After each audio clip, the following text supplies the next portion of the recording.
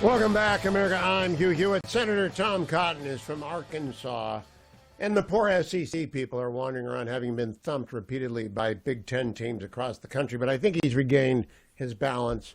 Good morning, Senator. Welcome back. Good morning, Hugh. It's good to be back on with you one final time in the morning. I will find you in the afternoons. I hope your team will find you in the afternoon. A little bit harder to find a senator in the afternoon, but maybe we'll finally get you on video. Senator, I want to ask you about Mark Zuckerberg. Released a statement this morning. I think it's great news. They're getting out of the content moderation business almost completely. They're still going to go after child porn and terrorists, but they're dialing it way back on politics, on gender, on things like that. What do you think of that turn in direction at Facebook Meta? I welcome the announcement that Mark Zuckerberg made this morning, as well as the promotion of Joel Kaplan to the head of global policy. I'm sure that Joel played a role in crafting these new policies as well. Joel is a long-time, well-known Republican and respected in Washington and around the policy-making world. I think increasingly what you see with Mark Zuckerberg at Facebook and Elon Musk at Twitter is a recognition that these digital online platforms should reflect the same kind of principles that we share in the real world. And in the real world, of course, we don't tolerate crime. We find child pornography or sex trafficking abhorrent. We use every tool to crack down on it. But we also allow people to speak their mind and engage in an open, free debate. We don't try to censor them. We certainly don't, try to take their jobs or their livelihoods away from them, as many people do make their livelihoods online these days. That's why I think it's such a welcome development, is it reflects the best of the American tradition of free speech and debate, which we've always had in the real world, carried to the digital world. Elon Musk did that first at Twitter. Now Mark Zuckerberg is doing it at Facebook. Now, I have been reading, Senator, or listening before going to sleep, to a wonderful book from 1925. A guy named Frederick Paxson wrote History of the American Frontier. And it's a classic. And, the settlement of America doesn't really change much. The facts don't change much. So old books can be very good books. But it's deep in our DNA, stuff that we learned on the frontier. One of the things that's deep in our DNA is free speech. Do you think big tech may have lost that thread for a while? For a while, Hugh, I think it's fair to say they did, going back at least probably 10 years to the start of, BLM rioting in the streets in Ferguson, but certainly carried through the summer of 2020 with COVID lockdowns and the George Floyd, BLM, and Antifa riots. They got caught up in the Jacobin spirit on the left coming out of 2020 and tilted way too far towards censorship, towards collaboration with a heavy-handed Democratic administration.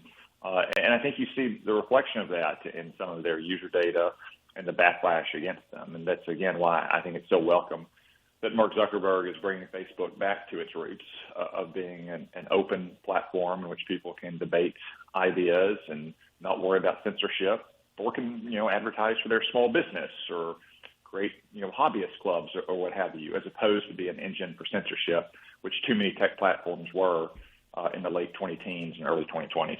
So that's the good news of today. An end of an era. I want to go back now to the good news from yesterday, the conversation I had with President-elect Trump about the Navy. Now, you're a soldier. You're an Army guy. So I hope you can put that aside and talk about the fact that Donald Trump seems pretty committed to a rapid upscaling of the United States Navy. Will there be support for that in the Republican caucus? Yeah, no question about that, Hugh. And of course, America has always been a maritime power. As you and Larry Arnn sometimes point out in your Friday conversations, we're over here on the other side of the world, surrounded by two big oceans. And the vast majority of the world's people and land and markets and resources is on the other side of the world. So we've always had the need for a strong Navy to protect our interests, to keep ourselves connected to our allies in the old world, deter aggression from the old world projected into the new world. Republicans in the Senate are committed to helping the Navy get back on track, not just improving the pace at which it's building ships, but also the way those ships are armed. It's going to take a while to get shipbuilding back on track. We can do that in the Trump administration, but things that we can do immediately is to make sure that every ship we have at the moment is armed to the teeth, that our so-called magazine depth of Standard missiles and Tomahawk missiles and so forth is completely full. And that's what we hope to do in this year's budget bill, is to give the military the badly needed increases in resources that the Biden administration has deprived of for 4 years. I'm going to come to the one big bill versus two in just a moment, Senator. But first, I want to ask you about John Phelan and Pete Hegseth and Bridge Colby and everybody else. There's a slate of nominees at DOD. You're on armed services. How quickly can we move those? Because there's a lot of work for Trump 2.0 to do at the Pentagon. Yeah, I think we'll move promptly, Hugh, not just on those DOD nominees, but all nominees. We have a long list of hearings next week across the Congress. Pete Hegseth has his hearing at Armed Services.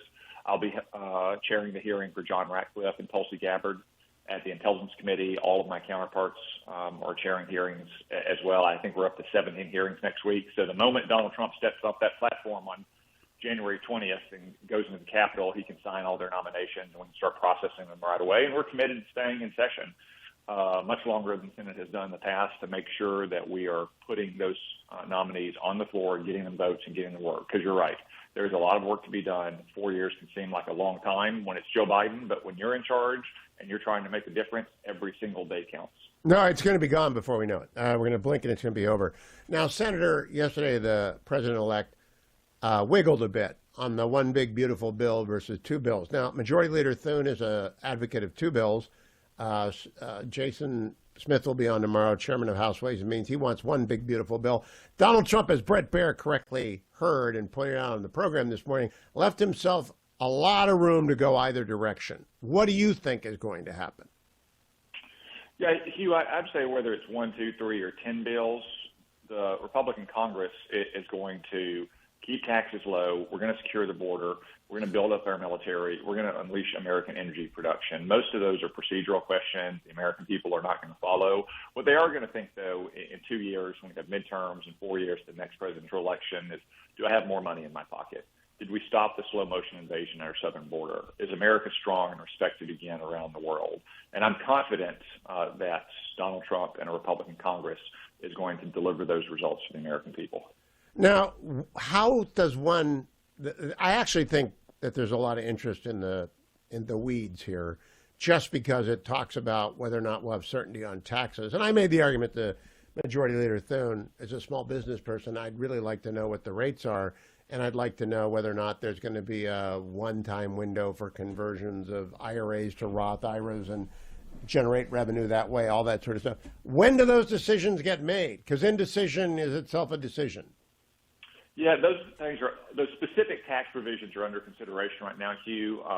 There's some what you might call preliminary or threshold questions. We have to address what's going to be the total budget number for this process this year, and how much money do we hope to cut from the bloated spending budgets of the Biden years, which I hope will be substantial. And then once we kind of know the parameters, that's when we can get down to the specific questions that you raised about individual rates or how long those rates will be in place. My hope would be permanent.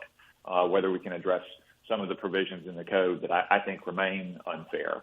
But the initial questions will be those kind of higher level questions about the size of these bills, what we're going to do to address the bloated spending of the Biden era and try to get deficits under control. Then we'll move on, probably just in a matter of weeks, to those individual and specific provisions. Senator Cotton, in terms of your new colleagues who have joined the Senate, have any of them joined your committees?